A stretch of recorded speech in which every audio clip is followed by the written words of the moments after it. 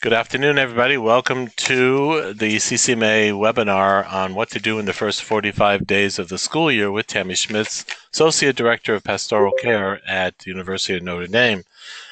Tammy received her undergraduate degree in sociology from St. Norbert College in Wisconsin and her Master's of Pastoral Studies from Loyola University in Chicago. She received her certification in spiritual direction from Creighton University in 2007.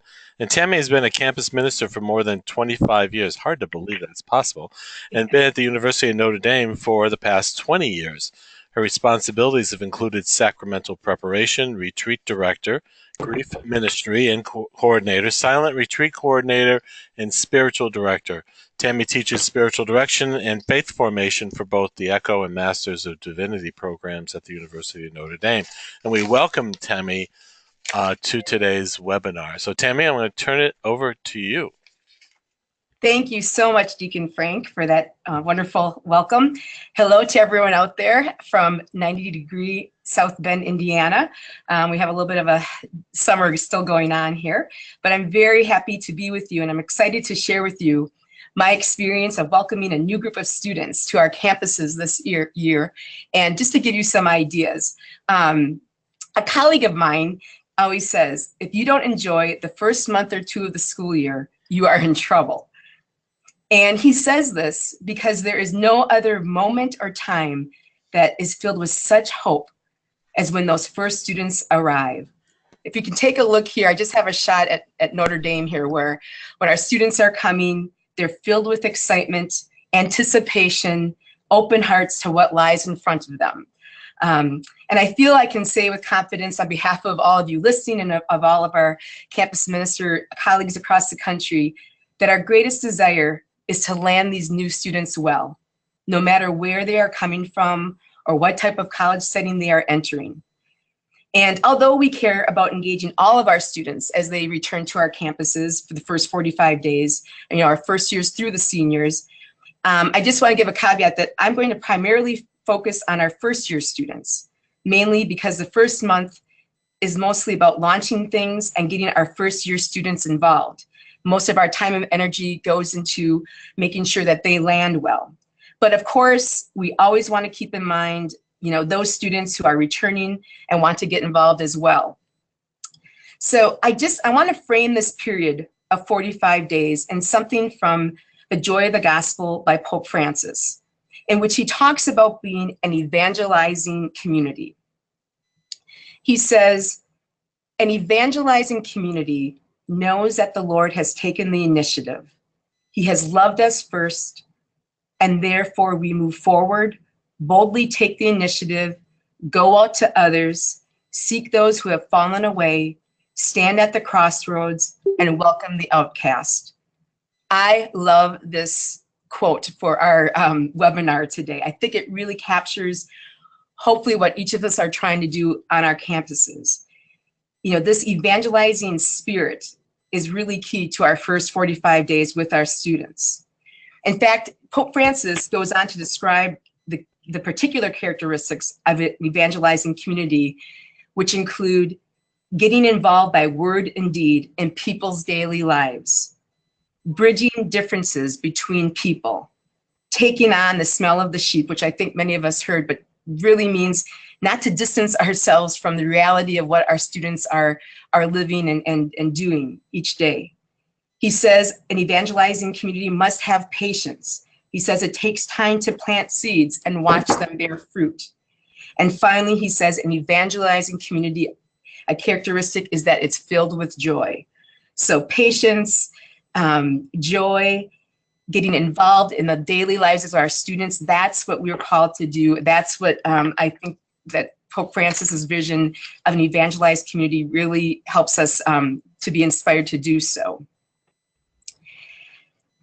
So let me bring it home a bit here from the lens here at Notre Dame, a little caveat.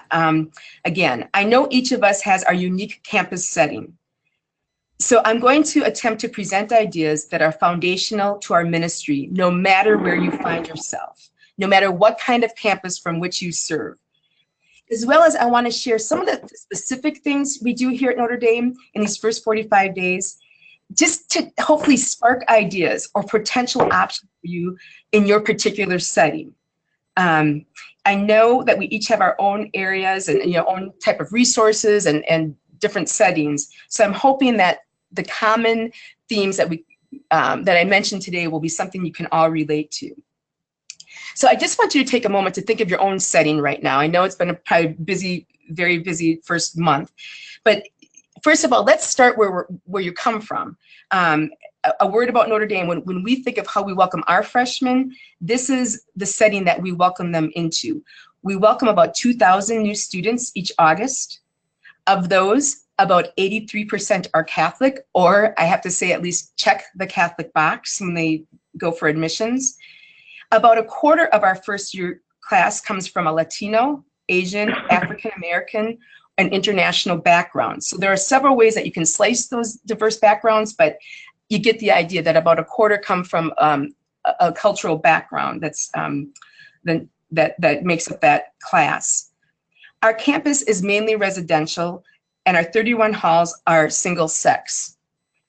So a lot of our first year activities, first 45 days, does happen through our residence halls. And finally, Notre Dame was founded and is run by the priests of a congregation of Holy Cross. So that's my setting. And so I know that each of us has our own unique setting, as I mentioned, and some of you come from Catholic and Newman centers on large public campuses. Some of you are from small Catholic colleges, and some of you may have a team of professionals, or some rely mostly just on some great peer leaders that you train. But no matter where you are, I like to suggest that there are three key elements that provide the lens to which all of our first 45 days of ministry derives from. Invite, engage, and belong. So if there's something that you could take away from our webinar today, these would be the three things that I would like you to ponder as you look at your ministerial setting. The invite, engage, and belong. To me, these things help us understand even better what Pope Francis means by an evangelizing community, especially on our college campuses. So let's take a closer look. To invite. To invite, it means to show incredible hospitality. No matter what your resources are, generous hospitality doesn't have to cost a cent. It's who we are. It means to welcome our students to the best possible place that we can. Just as Jesus welcomed the stranger, let us welcome every student. For some, it's going to be first-year students for the first time seeing our faces. For some, they're going to be returning, in which we should, again, have that same spirit of hospitality, especially to those who are familiar to us, right? And one way of doing this, of getting to know our students and invite them, is to know them by name. And so I want you to think about ways you can quickly learn the names and basic facts of your first-year students. For example, here I know of rectors, and a rector here at Notre Dame is what you would typically call a hall director. They're in charge of the residence hall. So we have 31 of them. And I know of several rectors who memorize the photo, the name, and hometowns of each of the freshmen in their hall as soon as the hall assignments are announced in summer. So that the moment they arrive, that student is greeted by name and feels that they are not a stranger at all. Some of our rectors have to memorize well over 100 names of freshmen in their halls. Or else they also invite their RA staffs, their hall staffs, to do the same in their sections. So the minute that freshman walks in the hall, they're known by name. Knowing someone's name is a key part to an invitation many times. And so our invitations to the first class start in mid-summer when we reach out to them via mailings. We do both snail mail and email, inviting them to specific events that are targeted toward the freshmen. Now, I know several of you of campuses have retreats or gatherings for incoming freshmen to start even before school starts, which I think is a fantastic idea of how to get students launched in the right way, especially getting to know other students who care about their faith. One thing we do is we work very closely with our admissions office so that we can literally flag certain characteristics by our incoming freshmen. So we have, they can flag for us those who are already highly involved in a youth group or their church group or their campus ministry, or if they have a particular religious affiliation or a cultural background. This helps us steer them toward where when we send out or email them, we steer them toward activities and events that we think may be best suited for them and help them to be invited to that. So now please bear with me as I'm going to be sharing a variety of images and photos from here on our campus to help show concretely ways to support these three key elements I'm unfolding for you. But I invite you to imagine your own students as you see some of the faces of those here at Notre Dame. We have a variety of invitational events, which I'm sure every campus does some kind of form of invitational events. The two largest invitational events we do in campus ministry here is our hot dog tent and our Feed Your Faith event. Now pictured here, you see the hot dog tent. We in campus ministry have been doing the same event for almost 3 decades. So even if you're like every year you think you have to start something new, you got to do something. Sometimes traditional events are the best because people expect it, it's in the culture. That's kind of what we've developed here too. This event takes place the same day every year. It's the first day freshmen are allowed to move in onto our campus. And the main purpose of this event is hospitality. And I want to note here to all of you that I feel it's very important to clarify the purpose of your events these first 45 days. When you're planning an event, what are you trying to accomplish? So for example, we know that this day that they move in is a very hard day, both physically and emotionally for our students and their families. So we don't try to bombard them with a lot of information, but we all want them also to begin, at least the students, to know who we are as campus ministry. So even though the main focus is hospitality, which that's what it is, we give them food and a little smile, we do provide them with one handout. If you look in the top right corner, we give them one handout with upcoming events marketed toward just the first year students, who that's our audience. And we also will maybe give them some fun swag like pens or Frisbees. I share this with you because we've learned from our mistakes in these the first month of school. You see, it's our nature to want to give them and bombard them with everything that we can the first time we meet them.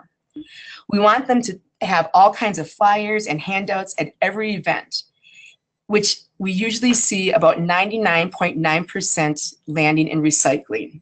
Very few students probably walk away from this event going, okay, I'm going to remember these flyers here and pull those out. We also know that every other department and group on our campus is handing out tons of information as well. And our students simply just feel overwhelmed. So we think we whittled it down and we said, you know what, probably the best thing we can do is offer hospitality. So just giving them a quick cheat sheet and getting their emails on that day suffices for that event. So again, I just invite you to think about what event of hospitality could help you welcome your students. The second major invitational event, which we stretch out to invite all our students, first years through seniors, is called Feed Your Faith. This event is held the first week of classes on a night that, believe it or not much is happening. It's hard to find that, I know, but we found that. We take over our South Quad and we invite every faith-based club, all of our campus partners who have some faith affiliation, and then all of our campus ministry programs join us. It's a big resource fair with about 4 food trucks that come. And we also showcase a variety of our choirs who are trying to recruit for their year, right? So our women's liturgical choir will sing. We have our handbells perform. We have our Voices of Faith gospel choir perform. So they provide the entertainment, and it just ends up also being a way that students may say, hey, that looks like a fun group. I want to get involved, or I have that kind of talent. Maybe I'll try that this year. Campus partners like the Center for Social Concerns, our Catechist Academy, they all join us. And it's also great because we have clubs from all faith backgrounds. So our clubs like the Muslim Student Association, the Jewish Association, as well as the Knights of Columbus, our Protestant Student Outreach, our Vocations Office, all join us. So our student body really gets a feel for the depth and breadth of ways that they can connect on their faith journey here. It's a way for our students to look at maybe to get involved, and our student leaders definitely run the tables and are do the inviting and try to get students to join that. The insight I have about this event for you is this. We tended to do a lot of little kickoffs. I don't know if you have that on your campuses where everyone wants to get their students involved in their program or club or group. And so it was really like a lot of different things going on a lot of different nights. So we stepped back and said, how can we better pull our resources together and just have an event that engages all our students in a very meaningful way. We've run this 3 years, and we found, not just by numbers, but just by the kinds of conversations that take place at these tables and the atmosphere, and just that students can really help each other find different things to get involved in terms of their faith, has been really exciting. There's a buzz and energy with this kind of event. So that's just something to consider. Tammy, if I could interrupt you, a question came over that pertains to this, and do students Can you talk a little louder, Frank? I'm sorry. Do the students have to pay for the food from the food trucks, or does campus ministry pay for it? Great question. We do have a budget, but what we students do not have to pay. We do get donations in that and put it into our budget, but we do limit. So, for example, we have to be very practical. We were able to get 4 food trucks. We usually go local. They're a little cheaper and give us a little bit of a break. And we there's 4 food trucks, and each student, when they come through, they get 2 tickets, so they can decide which 2 food trucks can come from. I have a feeling that's from a very organized campus minister, because we had to figure that out. And each food truck is able to feed up to 500 servings. So there is a mathematical side to this and a budget side to this, but that's how that works. So we do limit a bit, but it gives them a choice if they want, whatever, a cupcake, or do they want the taco, or that kind of thing. Next, I'd like to talk about liturgical rituals that happen in the first few weeks of school. Because we not only want them to be involved in these, faith activities, our events that come through campus ministry, but also I invite you to ponder the prayer and liturgical life as well. There are 2 invitational liturgical events that mark our opening of the year.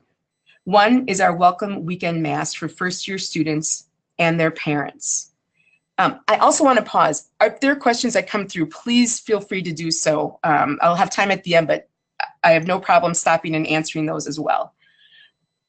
So, many of you have some kind of opening Mass, or perhaps the Mass of the Holy Spirit.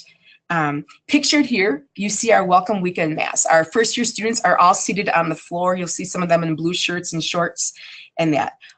The tradition of this is our president of the university always presides, and the director of campus ministry always preaches.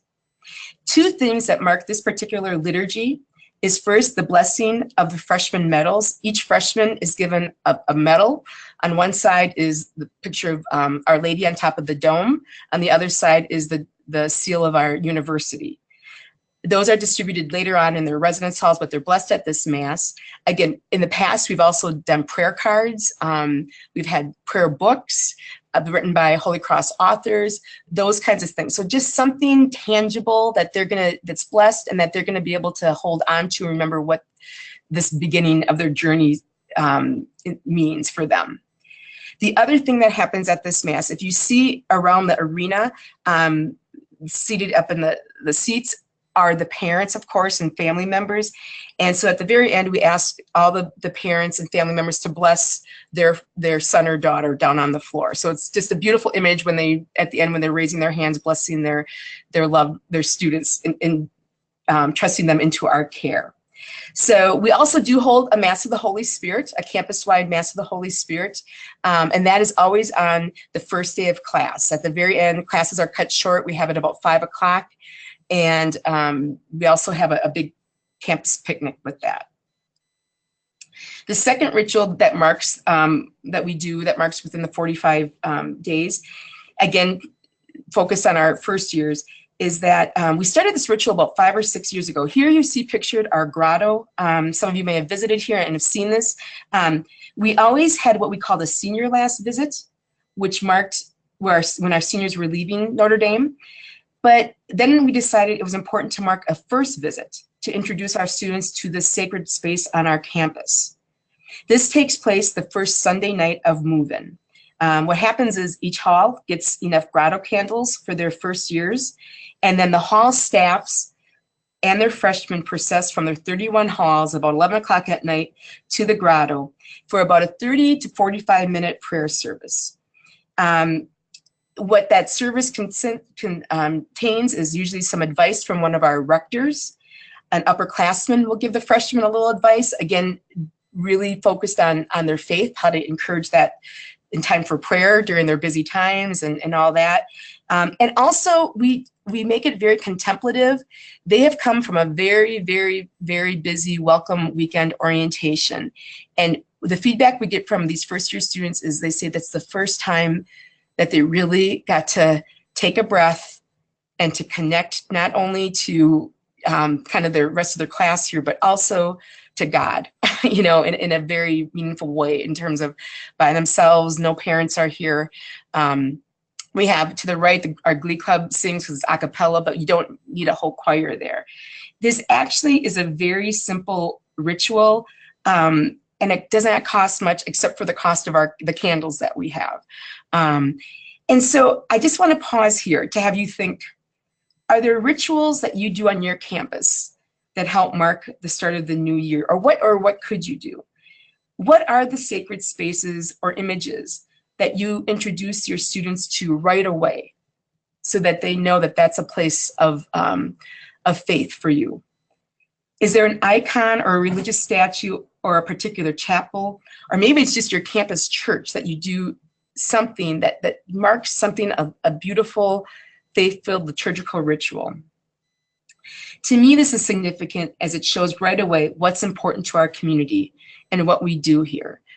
We actually explain what the grotto is, that no matter what faith, you don't have to be Catholic to come here and pray, to light a candle, that whatever prayer, whatever meditation, whatever you need for strength or contemplation there, we welcome you to do this. So it's just a really good way, I think, to do that. So that's some invitations, you know, on big scale that we do on our campus that I hope gets you thinking about what happens on yours. So invitation is really important. Secondly, engagement. The second key is it happens like once all the invitations are sent, we pray that there's a response, right?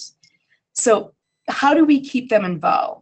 You know, and keep them not just for these 45 days, right, but for the 4 years, which is probably another webinar to be talked about. So I know one way many campus ministries are structured is by having relying on their student leaders, and we know peer-to-peer ministry is the most effective way to reaching our students, right? So what we have here is what we call our anchor interns, pointing at you.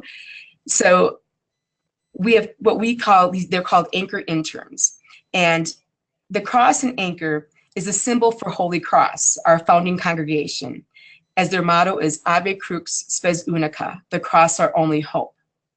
So as you might know, the anchor is an ancient sign of hope. So we have dubbed the name of our 11 anchors, who are all seniors, our anchor interns, because we commission them to be men and women with hope to bring on our campus. So they come for an orientation a few weeks before school starts in August. And then they're assigned a particular area of ministry: retreats, sacramental preparation, liturgy, evangelization, etc. And then these 11 interns really help take the invites to a deeper level of engagement. We really rely on these 11 students to help us really reach out beyond the invitation.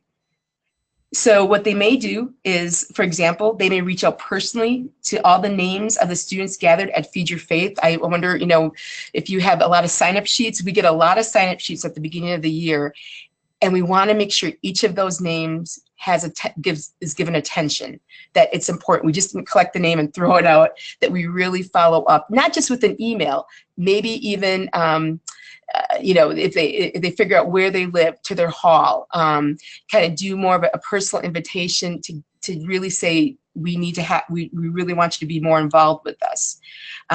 These 11 interns may make announcements in their halls about campus ministry events, or they may invite their friends, their peers, just to get involved in new ways. So they not only just invite, but then they engage. We rely on these 11 to follow up with the names that we get, right? They begin to build the relationship between these students to move from invitation to engaging them into their faith here at Notre Dame. And so again, you might picture your own peer leaders doing this kind of thing. Tammy, before you move on from the interns, are the anchor interns part of your student executive board or in the place of an executive board? That's a great question. They are in place of an executive board. They are kind of our body, our leadership body here. And they meet regularly every Monday night. They have formation, and then they do that. And then they're supervised by the assistant directors who oversee their particular areas of ministry. So the one we do not have, like we always call like a parish council or a council of student leadership. They would fill that in a kind of a more non-formal way. Like if we need to run ideas past, we say, okay, let's run it past the interns, that kind of thing. Mm-hmm. And as Mike asked, is there a reason why only 11? That's a great question. Truth be told, budget. We started with 8 3 years ago, so we keep going up a little bit. And what happened was, we also are seeing, as we grow, we've gone through some changes here in our campus ministry reorganization and that, so different needs. So last year we only had 10, okay? And we had, but this year, because we're seeing a greater need in the liturgical area for students to get engaged and involved, we now have a liturgical anchor intern, who again is more of is being a pure minister for us. So guys, people want to have 30 of them. Each of our assistant directors would love to have 2 or 3, more. But pretty much it does come to that. It is a pretty competitive. I'm happy to say, the first year, I'll be honest, this is only our 3rd or 4th year of having our anchor interns. And the first couple of years, we had to get the word out. What is this about? And then again, once it got it, our pool has really grown too. So that's been really helpful. Okay. Thanks for the questions. Keep them coming. Happy to address those. What you see here is another way of engaging our freshmen, and this would fall under our area of small faith sharing groups. It's called our Compass program, and the idea is that our compass is finding direction under the dome, right? To find God, finding your family, finding yourself, as the shirt says. So we have freshman peer leaders run these groups. So for example, the anchor interns that you just saw, one of them is the Compass intern. So he would be in charge of helping run this program, for example. This is our 3rd year with the Compass group, and there are 30 small groups and 2 leaders each. So we have about 200 of our first years in our groups. So, we'd like to continue to build that. So we're working on that. The groups meet weekly to pray, check in on what's going on, discuss a topic for the week, and the topics range from relationships, faith and doubt, discernment, all those kinds of basic things that are very important that we feel for a first-year student to discuss. And the group meets, throughout the year, and this really helps students to engage their faith at a deeper level and to have some accountability. If they're not there, they get a call, or an invitation back, where are you? We missed you, that kind of thing. So this, again, is a way that we can engage our first-year students, make them go a little deeper and be involved in their faith here. Another way of engaging our students right away that I invite you to think about is their prayer life, is their mass, their sacramental life. Each of our 31 halls, as I mentioned, does have has a chapel and a Sunday night mass. So their halls really are like a parish here. We're blessed to have enough presiders to cover all those halls to have Sunday night liturgies. But you can imagine they need all the resources like a normal parishes. So they need liturgical ministers, they need music ministers, they need folks who can sing, those kinds of things. So you talk about engaging students when they come in, how can you share this? Because the community relies on them. And some of our halls, our smallest hall is about 120, our biggest hall is about 300. So there's all kinds of ways that our students can get involved. So if someone has a musical gift, it's a great way to engage them. And I mentioned this a little bit before, but about our rectors, the people who run the halls, the hall directors, what they do is they interview each of their first year students within 6 to 8 weeks of their arrival. So they'll have a one-on-one with each of their freshmen. And we find that key. That's where they find out like what they're interested in. Those rectors will send names on to us if they pick up students who may, we may have slipped through our cracks that haven't been involved.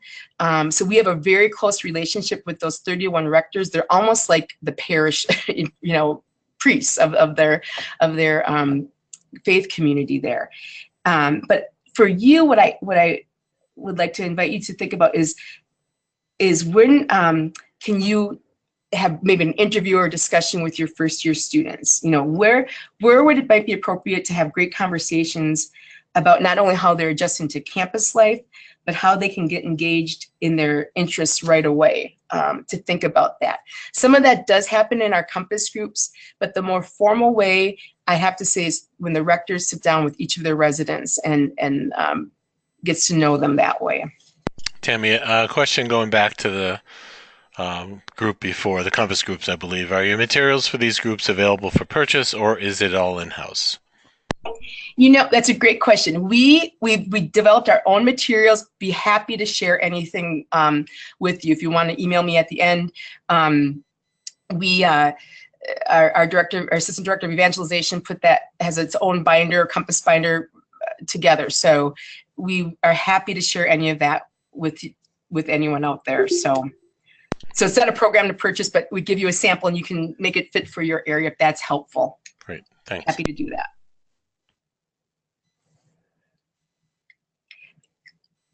So once they're invited and engaged, how do we make our students feel like they truly belong? We know feeling that you belong is one of the most important things for all of us, especially those in transition to a new place. How do we help students feel like they belong, like they made the right decision in terms of the college they chose, right? And this is so important because, not only in the first few weeks that we should have them feel that they belong, but as the dust begins to settle, after all the opening stuff, orientation, and they keep them really busy is done, and that dust is settled, they've gotten in the rhythm of their classes, and they've gotten to know their roommates. What are ways to keep them saying, okay, now you're here, this is where you belong, okay? So a couple things, and this is an interesting thing I want to share with you, what we do. So we've had, over the years, I've been here at Notre Dame 20 years, and we've had many, many conversations over how to land our first year students well in the first 30 days or 45 for this webinar, to land them well. And we've had focus groups and surveys and different things and diversity councils to help us understand how our students can feel at home and belonging right away. And so what we've been doing, it's been for over a decade that we've done this, is that we offer 3 retreats at the beginning of the year, the very first weekend that's open, that there's not a football game, to be very honest, is that we have 3 different retreats.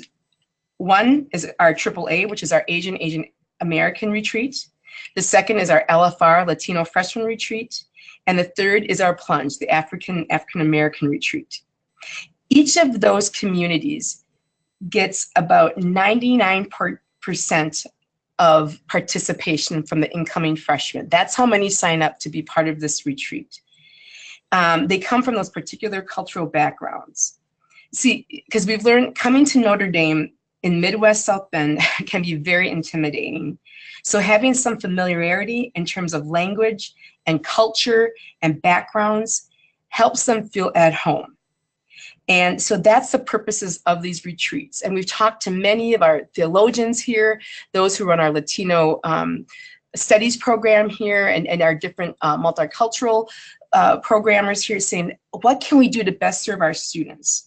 And by far, what comes across are these three particular retreats that we offer at the very beginning. They're all led by upperclassmen of the same cultural background who have been there, right? And we have heard over and over again from students that participate in this that literally a couple of them have said, this saved me, or I would have transferred because this was the first time I really felt myself, that was familiar. And so, but there's a huge challenge. I don't want to leave us here. Once they've established this understanding of home, like there are people who have familiarity and background like you, that makes us all feel better no matter what background we have. We've been challenged in campus ministry. Then we have to help them build the bridges. You know, if they're seniors and still in these groups, we're in trouble. So once they get a little confidence and feeling that, then they begin to build the bridges. And I want to share a wonderful example of where we try to follow up with this. We do something called Notre Dame Story Nights, and this can be done on any campus.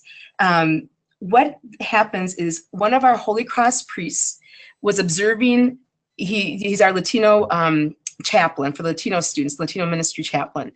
And he was bothered that even after these retreats, he'd see our students just sitting in their same cultures and not mixing it up. So he took it upon himself a couple years ago to invite 10 students to sit down in a circle, and he deliberately would choose students from different backgrounds, white, Latino, African American, Asian, whatever other, to come together for 1 hour and 15 minutes, usually over pizza, and they simply tell their Notre Dame story. How did you get here? Why Notre Dame? And it's incredible. He started that about 3 years ago. We've had over 800 students go through that. I'm one of the co-leaders of this. And it is amazing to hear how once they begin to hear the different background, the family, the sacrifices, or the expectations, it really begins to build the bridges. It's sharing who they are. They belong. An insight is, okay, not everyone's father, grandfather, great-grandfather went to Notre Dame, and so they were destined. We have some of those, right? But we have many students from the Quest Bridge program, or who've had ACE teachers or have encountered Notre Dame alum along the way that helped them and said, okay, Notre Dame might be a good place for me to go. They seem like they're a helpful community there.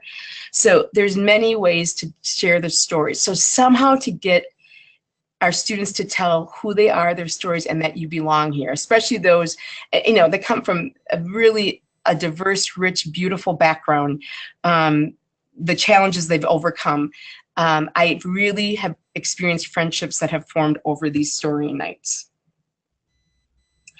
And now kind of beginning to bring to a close, one thing, as I mentioned, we are about 17% that are not Catholic here at Notre Dame, and most of those are Protestant. And when we engage our Protestant students through our biggest event, or biggest weekly thing that we do is called ISI, Iron Sharpens Iron. It's a weekly gathering on Thursday nights where probably over 100 Protestant students gather together in our lounge for an hour of praise and worship and a witness talk, and then by one of their peers, and then they go into small groups and kind of check in and share what's going on. It's a little time for small faith or small group faith sharing. Many of our Catholic students go as well.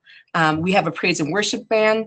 And so it's really a way of welcoming students of other faiths, mostly our Protestant tradition, to be part of our community.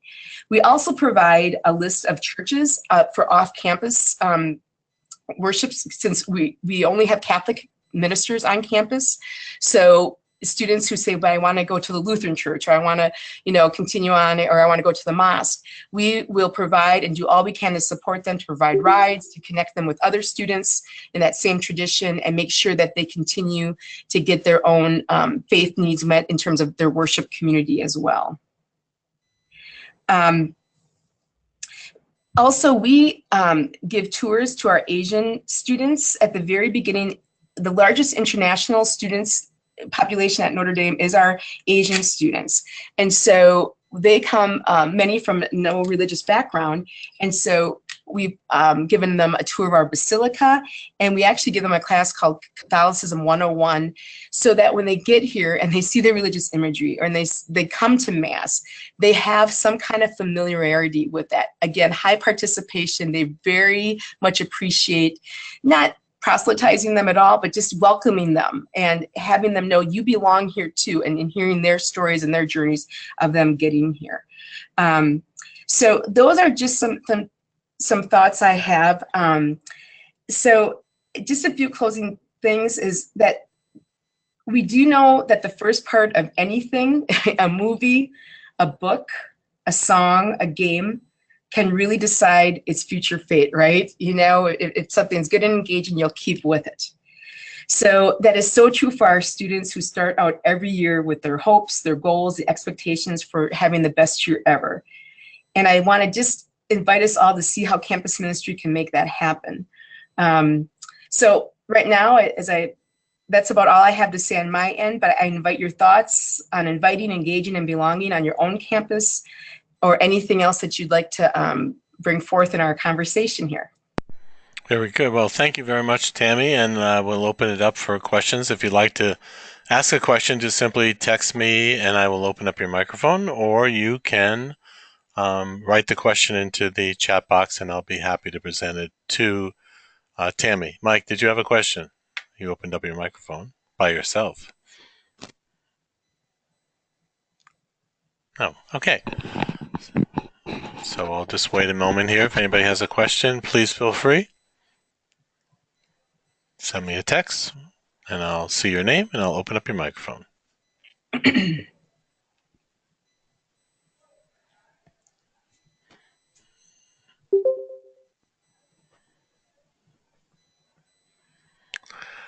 Okay, we have so I have a question here from Mike. What have you tried at Notre Dame that hasn't worked over the years? Well, we only have a few more minutes here, Mike. Oh my God. Besides the football team? Just kidding here. Oh my gosh. We had an epic... Tammy, I have to tell you, the next question came up at the same time was, could you share stories of things that haven't worked as well?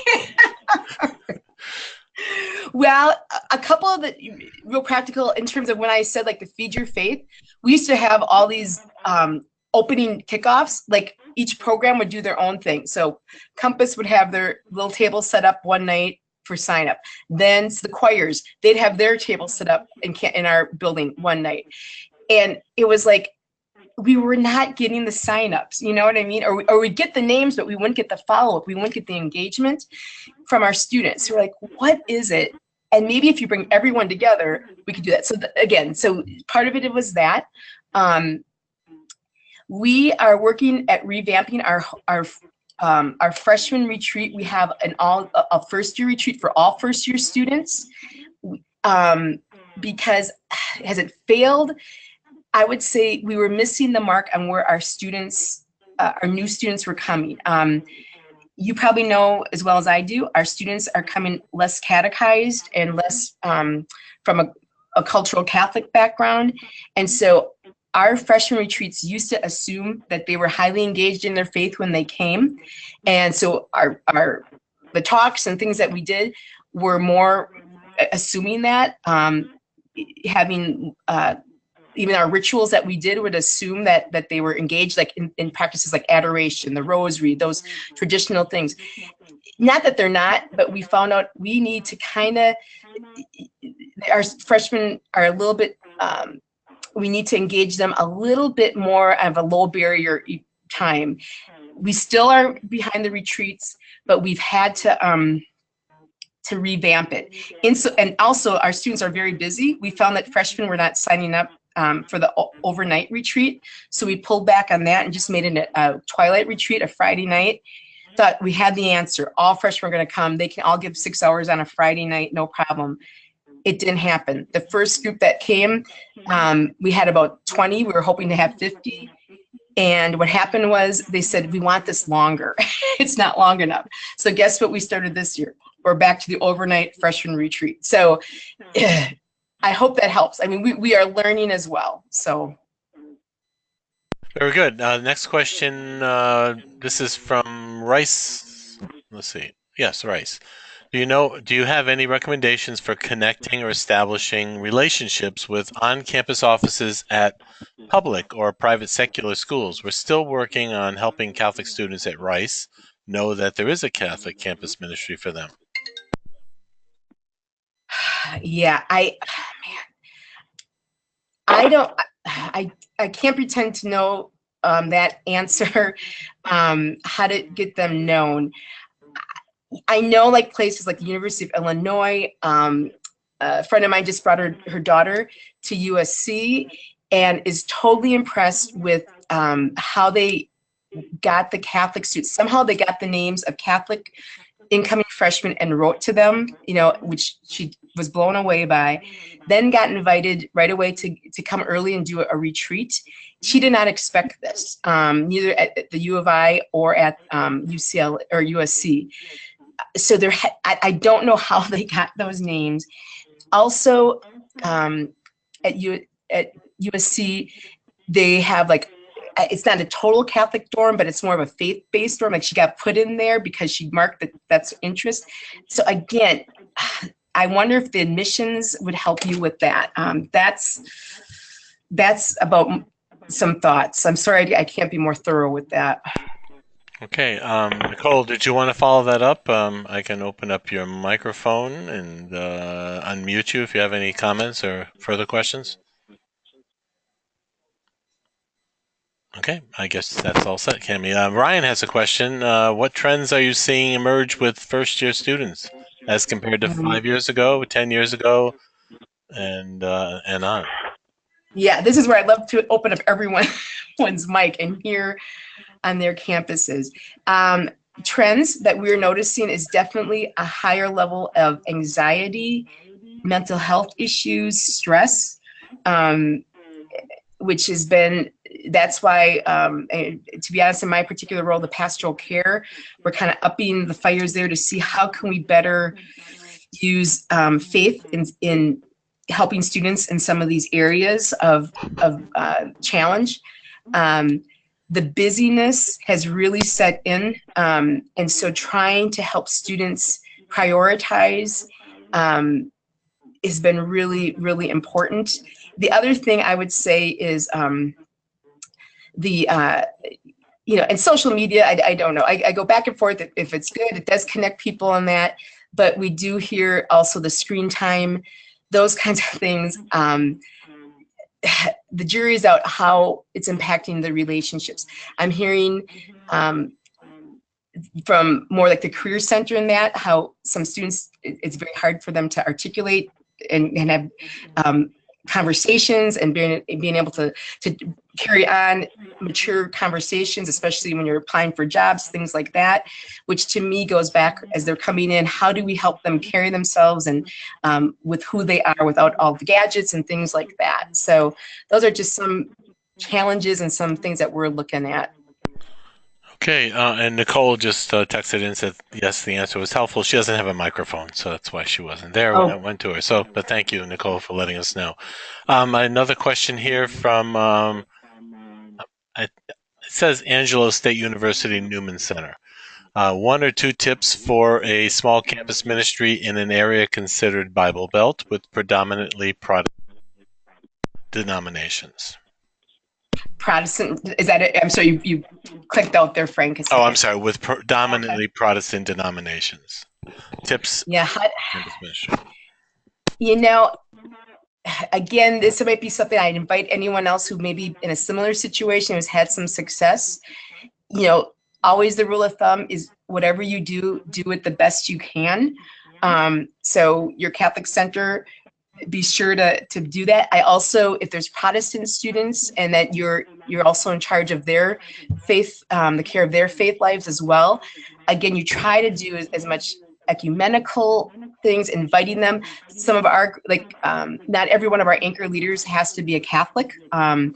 We you know, for like the sacramental prep and some of those things, we do encourage that they should be of Catholic faith and have that background.